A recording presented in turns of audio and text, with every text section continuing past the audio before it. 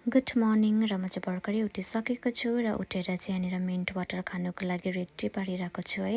भुँडी पनि दुख्दै थियो नि त र यसले चाहिँ राम्रो गर्छ भनेर चाहिँ यहाँनिर मिन्ट वाटर खानुको लागि रेडी पारेको छु। र यो चाहिँ हाम्रो घरमै रोपेको मिन्ट हो, मजाले आएको छ, यहाँ देख्न सक्नुहुन्छ है, हरियो भएर आएको छ नि त। अहिले चाहिँ पानीहरू पनि मजाले पुगिरहेको छ, पानीहरू पनि आउँदैछ, त्यसले गर्दा चाहिँ राम्रो भएर आएको छ है यो चाहिँ। र यो चाहिँ हाम्रो घरको सिनेरिया कलेक्सन है, मजाले फुलिरहेको छ। यो चाहिँ अस्तिदेखि फुलेको हो नि त, अहिलेसम्म पनि फुलिरहेको छ। यो चाहिँ लङ टाइमसम्म नै रहँदो रहेछ। यो चाहिँ बहिनीले रोपेको हो, यसमा अरू फुलहरू पनि मिक्स गरेको छ हामीले चाहिँ। देख्न सक्नुहुन्छ यहाँ सिनेरियाको कलरहरू मजाको कलरहरू छ नि त। योपालि चाहिँ फुल्दाखेरि सबै फुल्दाखेरि कस्तो राम्रो पनि देख्दो रहेछ है, मजाको छ। तपाईँहरूलाई पनि मन पर्यो भने तपाईँले पनि डिएम गर्न सक्नुहुन्छ है। र हामीले चाहिँ यसरी जर्किन काटेर मजाले कलरहरू गरेर चाहिँ हामीले फुलहरू रोपेको छौँ है।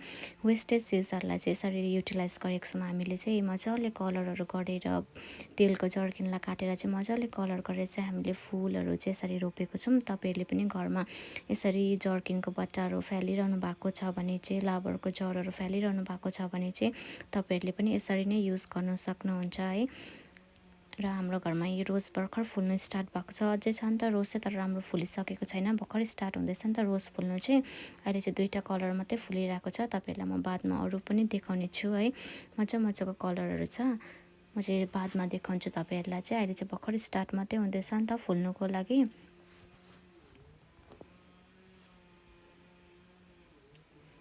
हाम्रोमा चाहिँ मजाले लालपाते पनि फुलिरहेको छ नि त योपालि चाहिँ। पहिला चाहिँ त्यस्तो बेसी राम्रो भएको थिएन, योपालि चाहिँ मजाले भएको छ है। ढिलो फुल्यो तर मजाले फुलेको छ। यसमा चाहिँ हाम्रो 2टा कलर मात्रै छ, येल्लो र रेड छ है। र मजाले फुलेको छ योपालि चाहिँ। सधैँ चाहिँ कति उयो गर्दा पनि राम्रै हुँदैन थियो नि त, तर मजाले आएको छ अहिले चाहिँ।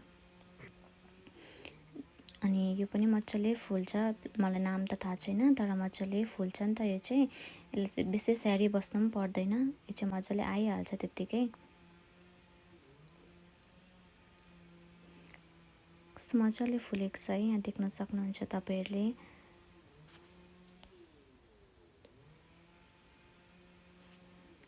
गदावरी पनि एउटा मात्रै छ है, यो चाहिँ अस्ति फुलिसकेको थियो, एउटा चाहिँ रहेको थियो नि त।